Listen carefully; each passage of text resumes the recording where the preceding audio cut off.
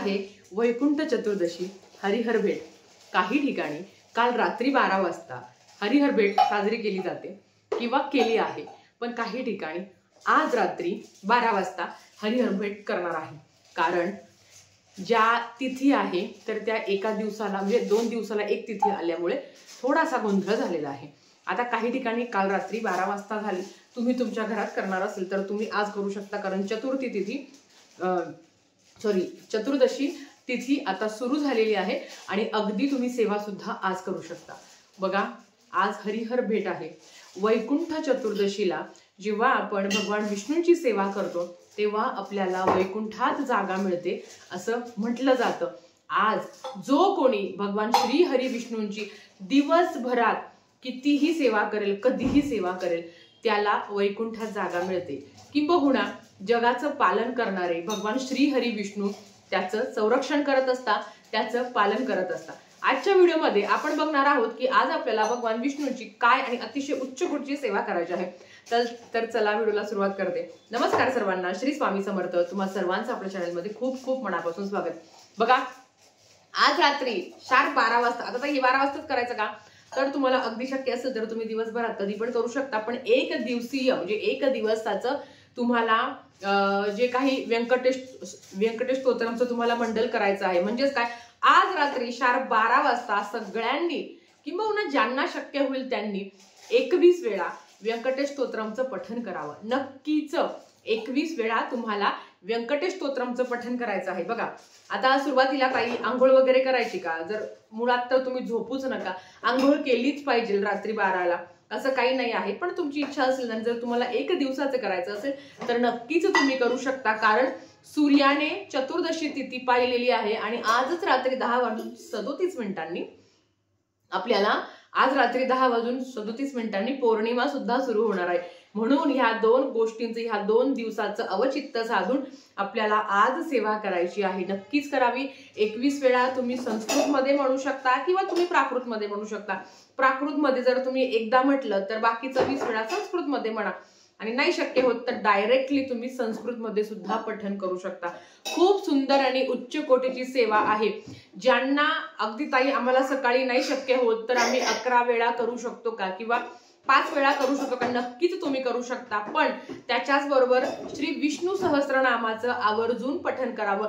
विष्णू सहस्त्रनाम एक दिव्य अनुभव आहे। जो कोणी ज्याच्या घरात दररोज विष्णू सहस्त्रनामाचं पठण केलं जातं त्याच्या आयुष्यात कधीच दुःख, संकट, त्रास येत नाही। किंबहुना येणार असेल तर त्याची तीव्रता खूप जास्त प्रमाणात कमी होते। भगवान विष्णूंची सेवा रोजच करणं प्रत्येकाला शक्य होत नाही, पण वैकुंठ चतुर्दशी हा दिवस भगवान विष्णूंच्या स्मरणार्थ आहे, त्यांची सेवा करण्याचा दिवस आहे। ह्याच दिवशी भगवान विष्णूंनी भगवान शंकरांची सुद्धा सेवा केली होती, त्यांची पूजा केली होती। तर त्यांची तर आपण करणारच आहोत, कारण आजही म्हणजे बऱ्याच ठिकाणी ज्यांना 12 वाजता करणं शक्य होत नाही ते काही ठिकाणी तर दुपारी सुद्धा भगवान शंकरांना तुळशीपत्र अर्पण करतात आणि भगवान विष्णूंना बेलपाणी अर्पण करतात। काही ठिकाणी कारण लहान बाळ आहे, घरात काही अडचणी आहे, मग अशा वेळेस तुम्ही आता सुद्धा म्हणजे दुपारी सुद्धा करू शकता। पण शक्य असेल तर रात्री 12ची एक दिवसीय व्यंकटेश स्तोत्रमची सेवा आज करायला विसरू नका।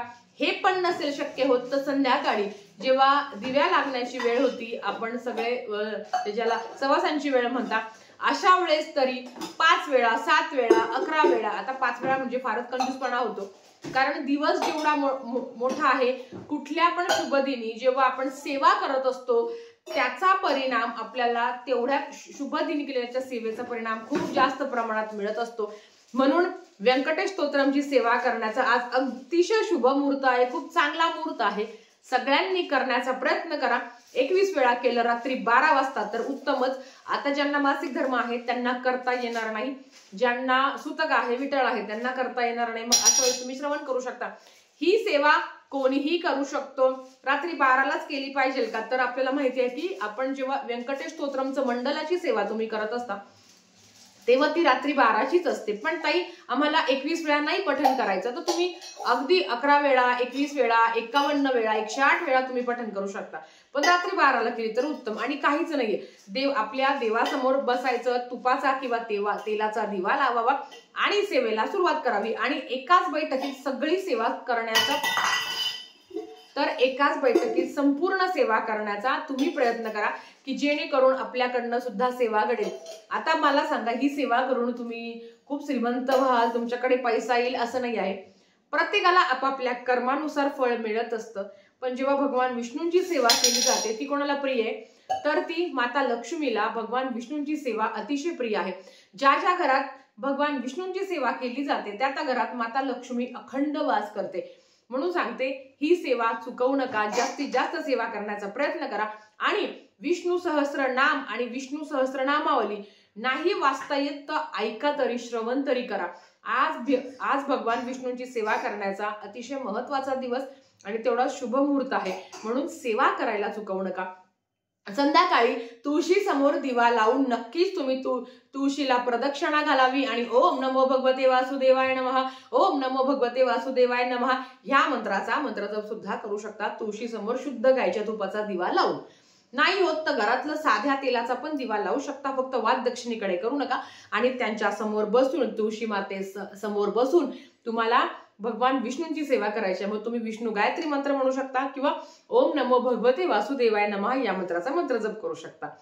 तर आजच्यासाठी फक्त इतकं झालेली सेवा स्वामींच्या चरणी मी रुजू करते आणि आजचा व्हिडिओ इथेच थांबवते. आवडला असेल तर लाईक, शेअर, सबस्क्राईब करा. भेटूया परत अशाच एका नवीन व्हिडिओ सोबत. तोपर्यंत श्री स्वामी समर्थ.